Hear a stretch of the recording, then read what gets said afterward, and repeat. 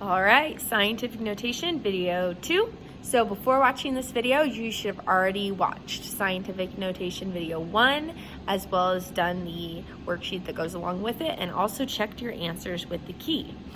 So here is video 2. We're gonna practice writing numbers that are given to us in standard or in scientific notation, and we're gonna write them in our regular standard form. So let's take the number 3.6 or 3 6/10 times 10 to the 4th power. So we're going to take this number 3 6/10 and we're going to multiply it by 10 4 times, because 10 to the power of 4 means 10 times 10 times 10 times 10. So 3.6 times 10, we just move the decimal once, that would give us 36. So we're going to do that 4 times.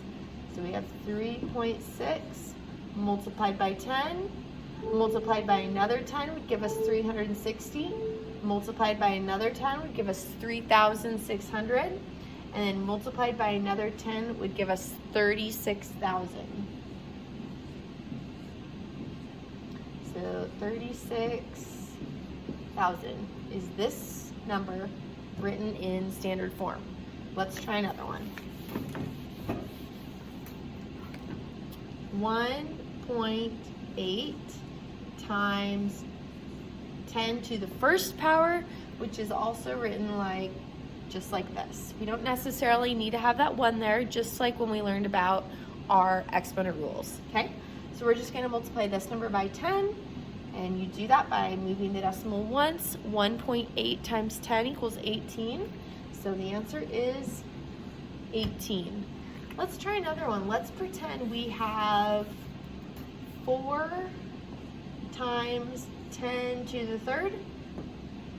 Well, where is the decimal in this number?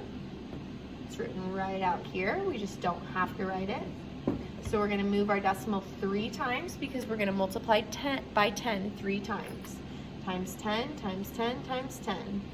And this number in scientific notation is written as 4,000 in standard form. Okay, let's do another one like this. We can do 6.8 times 10 to the 0 power. Now, if you remember in our exponent rules, anything to the 0 power means 1. So this is the same as writing 6.8 times 1, which is just 6.8. So I don't know why anyone would ever write this number in scientific notation, but we still need to be able to figure out how to get it from scientific notation back to its original form. Okay, now let's try numbers that have negative exponents. So we could start 2.6 times 10 to the negative 4.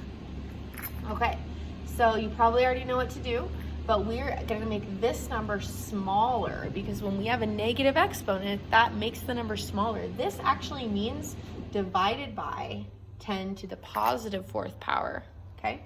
So we're going to move this decimal 4 spots the other way. 1, 2, 3, 4, and we get 0.00026, okay? So this is how we would write this in standard form. And remember, this also means 2.6 divided by 10 to the 4th. Remember, whenever we have a negative exponent, we can move it into the denominator and it becomes a positive exponent. Okay, let's try one more. Let's do 4.9623 times 10 to the negative 8. Okay, that means we're going to take this decimal and we're going to move it 8 spots to the left. It's going to get smaller. 1, 2, 3, 4, 5, 6, 7, 8. So I'm going to have to put in 1, 2, 3, 4, 5, 6, 7 zeros. You can see why this one, 4, 5, 6, 7, might be easier to write in scientific notation. That is a lot of zeros, okay? All right, so the shortcut is when you have negative exponents, the number was originally smaller, so we're gonna move the decimal to the left. When you have positive exponents, that will make the number larger because that means times 10, times 10, times 10. And when you're multiplying it by a number by 10, it's going to get bigger. Okay? So you can now practice the paper that has the questions written in scientific notation, and you're going to write them in regular standard form. Okay? Have fun!